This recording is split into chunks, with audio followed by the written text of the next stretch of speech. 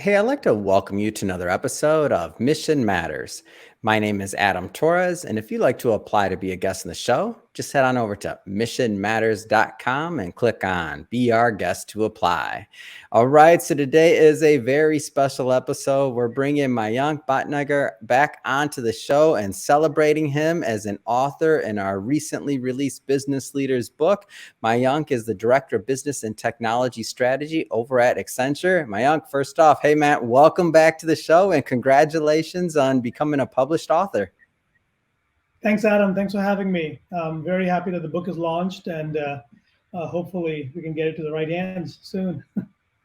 Oh man, well, I'm excited to do that and to work on this promo with you. It's been really a pleasure and an honor to work with you. And then your content managing global teams was the topic that you presented, which I mean, as you know, post-COVID, the workplace, everybody thinking about how to grow a business and team, especially internationally. A lot of business owners, entrepreneurs, and executives that watch this that are expanding. Right, we're in expansion mode for many, and your valuable insights, not just in the book but on this show, have been a big help in passing on that information. But Mayank, just to get us kicked off, we're going to start this episode. You already know the drill, just like we start them all, with our Mission Matters Minute. So Mayank, we at Mission Matters, we amplify stories for entrepreneurs, executives, and experts. That's our mission. Mayank, what mission matters to you?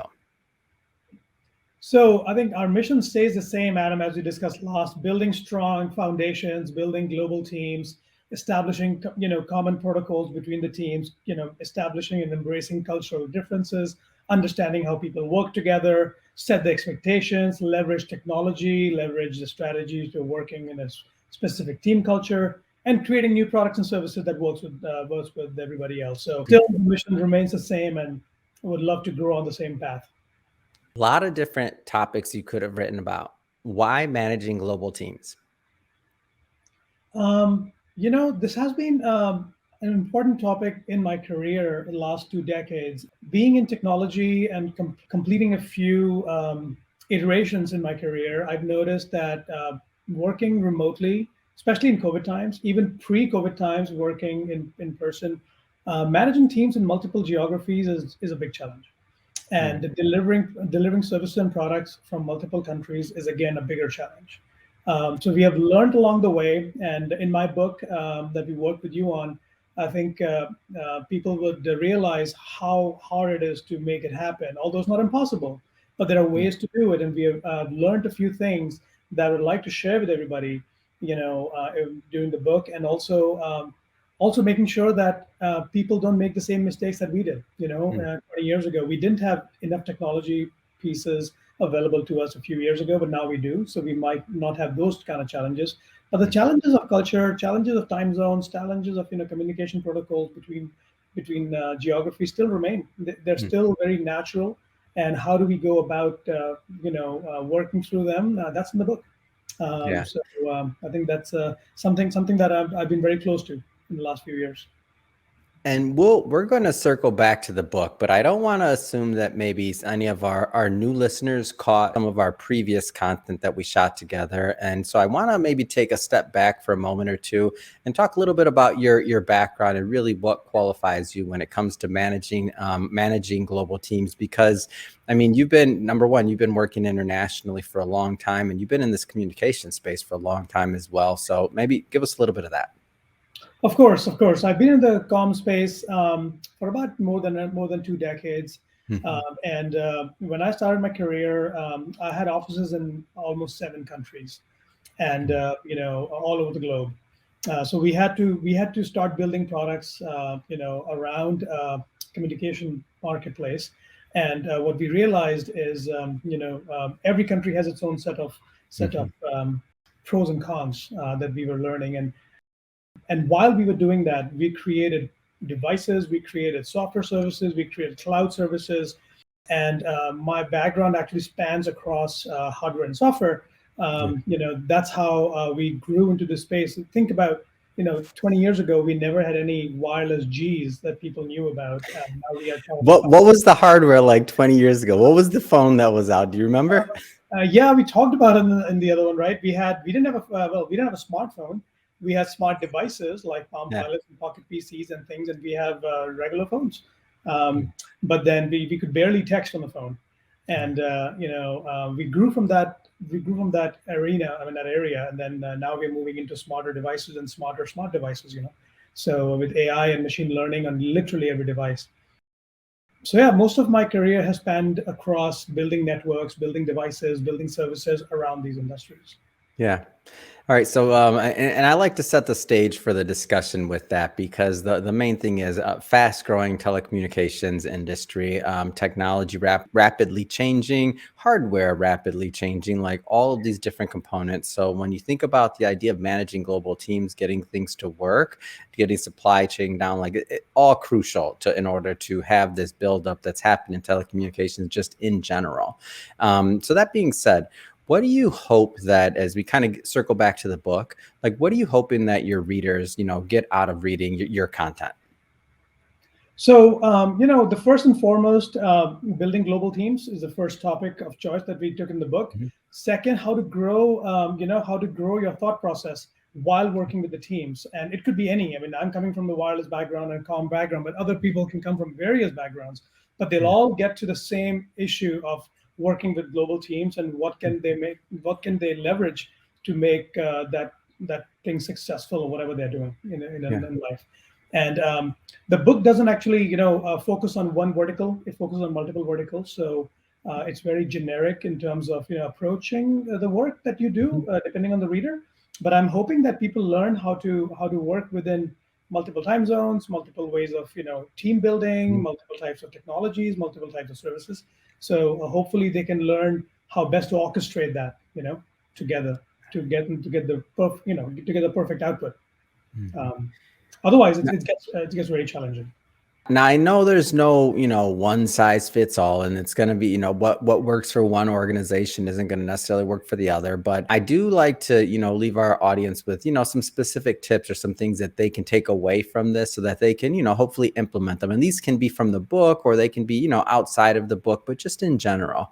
As you've gone through this, as other organizations, whether they're small businesses or larger enterprises, go into this, new world of managing teams that are, and that aren't necessarily local. What are some things that there are some lessons that you've learned along the way that can maybe help them succeed? I think the training, resiliency, things like that you can build between teams, lowering the churn. How can you help lower the churn? So when you Yeah. create your perfect team scenario and people are churning more, then you Mhm. lose that time and energy to keep training more people. So I think how do you keep people within the team? How do you keep them excited? How do you keep them excited for the next future? Those are things that you need to think about. What will keep your workforce together? Yeah. Is think about those KPIs, think about those metrics, think about what we can give them as ammunition so they can grow upon them, Mhm. and and those are things that I think about when I'm trying to create a Mhm. perfect workforce for me. How are they growing along with the team, and how they're working together? So a few things, few of those things are important to analyze.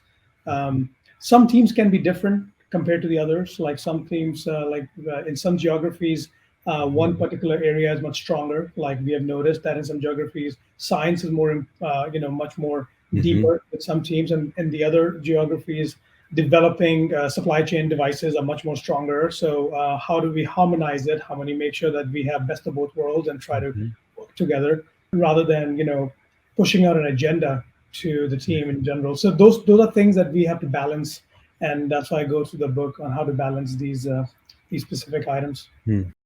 And so, as we're all going, in my opinion, more to this new era of hiring remotely and other things like that, what do you think that, like in your career, you've seen that when people really get it right, like what are some of those elements that are kind of sprinkled into it that you're like, ah, and again, understanding every team's going to be a little bit different, but what are some of those things that you've noticed? Yeah, the work culture. Every country I've noticed is a very different work culture. Timing, delivery, the way they interact. I think what Mhm. I've noticed is that we can't go one size fit all.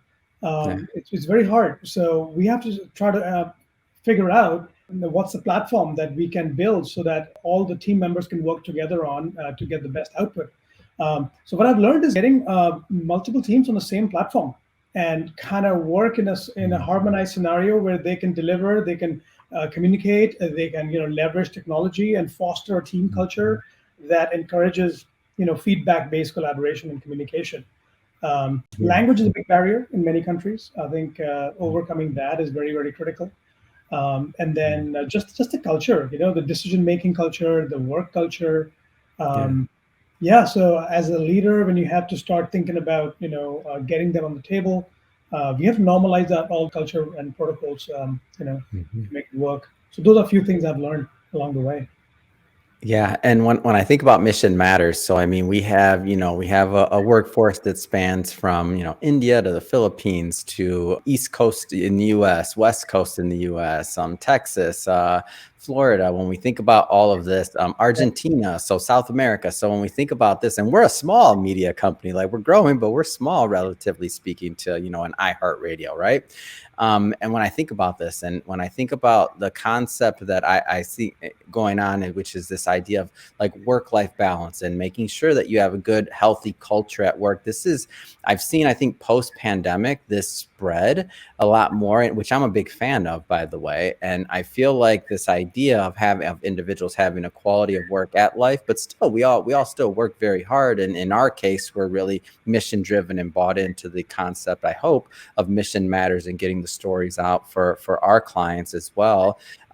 How, in your experience, either throughout your career or even now, has this work-life balance like kind of worked its way into managing these teams across the world?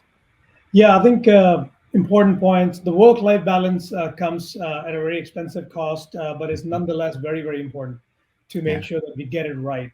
And the way we think about in North America, the way people think about work-life balance in like South America, for yeah, instance, or Europe and APAC, where most of my teams are, their idea of work-life balance is so different than what our idea of work-life yeah, balance is. So I think we try to intermingle. We try to make sure that we understand their limitations and understand their preferences, hmm, and so create an open channel between all the teams. So when they are able to work at a particular scenario, and and we are able to work in a different scenario, hmm, how does it all come together? So yeah, I think having said that, in consulting, we have been using that collaboration piece for a long time, even before COVID. hmm, We are by definition a company that works remotely. hmm, With COVID, it was even tighter, but then because we are trained to work remotely, and most of our people are by definition, because they're in multiple hmm. countries anyway, they have learned how to grow within that confined space. And now, since it's opening up, we're getting better on coming back to the office. But the work-life balance has a different definition worldwide. We just have to make sure that it matches what we go through. Yeah. I agree, and it is tricky, and especially with holidays and different things and just different customs. But to me, like some of the ideas that are like harnessed, like from working across different cultures, different time zones, and things like that, it's just an invaluable experience, and it's just added tremendously to our company and the culture, and just what we're able to bring, and the type of content in our case, which is our product, that we're able to produce. I want to pause for a moment here. I want to go further in the conversation, but I think now is a good point to talk a little bit about maybe Accenture and what you're doing there, because I know I've been following you. I've been following your journey. There's a whole lot of things I want to talk about. I mean, you got things going on in Spain. I mean, in Vegas. Just came back from a huge conference there as well. But before we get into that, let's set the table with maybe talking a little bit about Accenture and what you do there. Of course, of course. At Accenture, we span through multiple areas, but my Mhm, area of focus is wireless communications and technology. So, as we talked earlier, in the last 2 decades, how technology has progressed. I think in mhm, Accenture, what we are doing is we are creating some very unique platforms and capabilities for service providers and telecom providers. You keep hearing about 5G, you keep hearing about yeah, new advancements happening in consumer devices. At Accenture, we build go-to-market strategies. We build design houses. We build service level pathways for companies to come in and succeed. So mm, our clients usually come to us. We work across multiple verticals, so they come to us so that we can share our knowledge and we can share our Mhm. design thinking with them. So what my team does specifically is designing the next 5 years to 10 years of networks and services. What do we use moving forward? So, we always think about the past and we learn from the past and we embody the present, but then what are we doing in the future? So, innovation is very critical. So, we invest in innovation. So, things we are working on is metaverse, for instance. Metaverse is something that is very close to our team. The other thing we are doing is future home. People love smart devices and gadgets they put in their homes, but we have noticed that people need help in managing those devices. People need help in advancing those devices and content that they create at home. We work on the video side of things because video, as you know, has gone from a set-top box to a analog TV to digital TV and now OTT. We are Mhm. working with a lot of companies all over the world, to manage that kind of content and how it all comes together, how your life gets better coming Mhm. moving forward, your life in home, your life outside the home, and what are some new experiences we can build in coming times. Mhm. It takes about usually we have seen it takes about 10 years for a user shift of experience. So think about our TV watching experience or our cell phone experience. It takes like 8 to 10 years for us to change our habit, Wow. start Mhm. touching the phones and using things, and before that, typing on the phones and texting on the phones, and even before that, just talking on the phones, which are wireless. And even before that, it took 10 years for us to move from wireline to wireless. So we believe that there are new ways of communication important to Mhm. adopt in coming times, which will make you much more better, more productive. And we are working on those as we speak. We're working on Mhm. those things as we.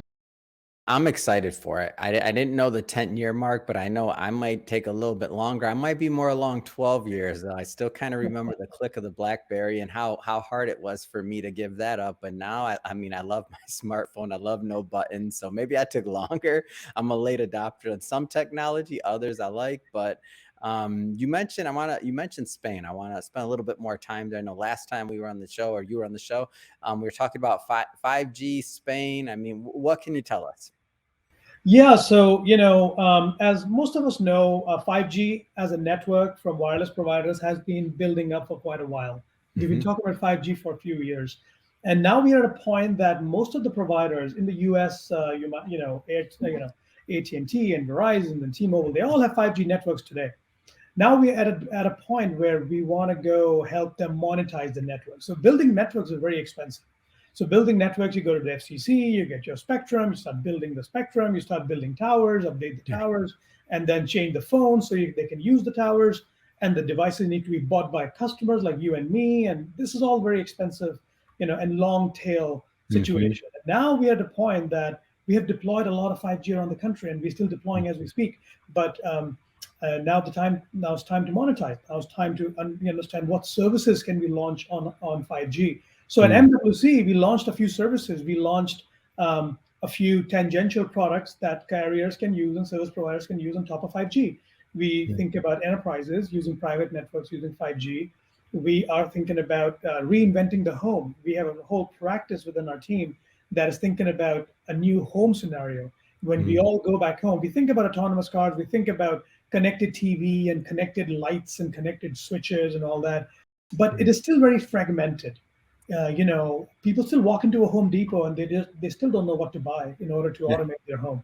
So we are trying to think that through, and we are thinking if we can give you great internet at home, we can Mhm. give you great wireless service on your phone. Why can't we give you good connectivity in your home so you can Mm. make your life better? You can do more things like better entertainment or better managing your kids and family controls and things of that nature.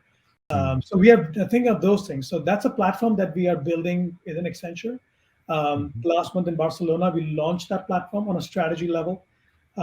In CES in Vegas early this year, we also Yeah. launched a consumer growth platform for carriers that we are working for them. So we are trying to show them the way how to monetize 5G. And before Mhm. you know it, we'll be investing into 6G. So this is the time to start turning the wheels on 5G and say, look, this is Mhm. the value you get as a customer from the network. So that's what we launched. Hopefully, people get it. Now I'm just wrapping my head around 5G and the capabilities and what happens, as we go online, whether it's home automations or things like that that are possible. Briefly, I know this isn't the subject for today, but 6G, what are just some of the possibilities with that? Just so I can start getting it in my psyche. Yeah, so when before we get to 6G, we think about 4G, 3G, Mm, and 5G.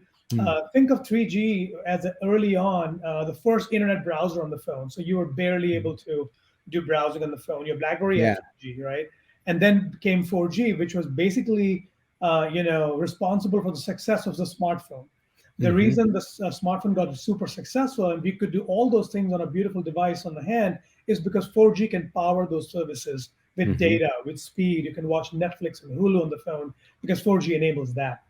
Now, Hmm. 5G, more than just higher speed, and you can get those things faster, 5G can also do more things. It can generate a private network for you, like a Wi Fi. So, Yeah. for instance, 5G can do Wi Fi for the airports, Wi Fi for Mhm. hospitals, Wi Fi for Pizza Hut parlors, right? Mhm. Because today they don't have 5G. Today they have old Wi-Fi networks, and the reason I keep giving Wi-Fi because everybody has Wi-Fi, and Yeah. Wi-Fi by definition is unlicensed. It's not a licensed spectrum. That means it's not secure. Wi-Fi is not secure. Wi-Fi cannot be controlled, but 5G can actually enable that security. It can enable the controls. It can enable all those things. So 5G is changing the way people are thinking about security and wireless networks within airports and other places that people use Wi-Fi. And Mhm. 6G will get into operationalizing 5G. Think about what we have built on 5G as a very Mhm. very intense network all over the country. 6G will help us operationalize it better and better. We'll get Mm. better on deploying it, better on managing it, better on home automation using 6G. So 6G is more operational level, advancements than network level advancements. Yeah. Yeah, this is going to me as we keep on making these advancements. I just feel like quality of living that we're all experiencing and just some of the things like I still remember. I gotta date this. I still remember when you talk about using like watching Netflix on your phone or something like that. I still remember some of the very first handheld TVs, the little gray one that had kind of like the screen that was kind of like some new electronic gadget and being able to watch TV on that. When you hold one of those next to today's smart, which I think that was the late 80s that came out. Right. When you hold one of those next to the smartphone, what we're able to do, like blows my mind. That's true. That's true. And yeah, today TV, when people think of TV, is so different. They think Okay. of content. They don't even talk TV anymore. We talk OTT, over the top content. It's just a way of life now. And the thing is, Yeah. people don't want to go away from it. So if you want to take that away, we better take it away in a better way so we can show them more options to use. So Mm, I think that's what 5G, 6G is going to bring. We'll give consumers more options to consume mm, content and actually make their life better. So think about collaborating. So today we are collaborating on this video call. We are thinking about virtual reality. We are thinking about augmented reality. We are thinking about holograms. We're thinking about metaverse kind of digital twin where you can sit next to me without being in the same room and we feel that we are sitting together. However, although we'll be in different parts of the world, how can we make it more natural? How can we make it more easier? mm, Right now, it's still expensive to do. It's very hard to stream yourself and become a hologram in the next world. But it's not impossible. Still can be done. But mm. 6G, 5G can bring it to life much more easier and much more quicker. Man, I like talking about you because every time we have a conversation, I'm thinking about like what's next, what technology is coming out next, and it's awesome, it's fascinating, it's hopeful to me, and I think it's gonna just be fun. Like I'm a big fan of this. Like to think about what you just mentioned of having the hologram over there, feel like it's real. I'm in. I still my team and we're joking. We're like, hey, we're gonna make an AI Adam, and that's gonna be what does the interviews for you. And I'm like, okay, well, let's do it. Tell me. Yeah, that's going into a little bit generative AI, which is also work in progress. But yeah, that is something we're working on as well Yeah, with a bunch of our partners, and that is coming as well. But yeah. again, the knowledge that Adam you will have in person to talk to Hmm. people, it's not impossible, but it's very hard to replicate on an AI Adam. Hmm. And the spontaneity and things of those nature and the human emotion and things. We are still working through that on the Mm. AI level. AI gets a lot of data, it gets a lot of intelligence that way, but the emotions and how Mhm. humans are very very spontaneous and emotional. Those are things that are not yet being worked, through into the AI. So I think we have a long way to go before we can replace you and me with an AI avatar, um, completely. Um, Well, maybe I'll just have a widget then. I'm fine. I always wanted a yeah. WordPress widget. There you go. Plug in, and there's 1,000 question pool. And I digress. Well, Mayank, really, I just want to say first off, it has really truly been a pleasure working with you on not just this interview series where we delve into your background and also into your ideas and your history and your journey, but also the book, everything else. It's just been really an honor and a lot of fun getting to know you better and building and to have you part of our Mission Matters community. That being said, I mean, what's next? I mean, what's next for you? What's next for your career, for content creation? Like, what's on the horizon for you? So, like I said, we continue building the network, we continue building good services, and we are thinking 5 years ahead. Hmm. There are things that we are building that are not public as of now, but Yeah. we continue on that path. I think with generative AI, with global teams, and the distance getting smaller and smaller with time, with autonomy building in our daily routines, I think things are changing, and Hmm. we are adopting those things and trying to create products that make sense for customers and enterprises. So we continue on that path, and as Accenture, we work with almost all top 100 Fortune 100 companies. So hopefully that goes well. Hopefully we can do justice to the world and keep going that way. Yeah. And if somebody is listening to this or watching this, and if they want to follow up and learn more about your journey or learn more about Accenture or anything else, what's the best way for them to do that? Yeah, the best way to do that is go to accenture.com or find me on LinkedIn. Directly contact me anytime, Yeah. and we'll take it from there. Wonderful. And we'll put all those links in the show notes so that our audience can just click on the links and head right on over. And speaking of the audience, if this is your first time with Mission Matters or engaging in an episode, we're all about bringing on business owners, entrepreneurs, and executives and having them share their mission, the reason behind their mission, like really what fires them up to get up out of bed in the morning and to go out there and to make a difference. If that's type of content that sounds interesting or fun or exciting to you, we welcome you. Hit that subscribe button because we have many more mission-based individuals coming up on the line and we don't want you to miss a thing. And Mayank, really, it has been a pleasure. I'm looking forward to the next time we get to work together. Thank you again for joining the project and the show. Thank you, Adam. Thank you for having me.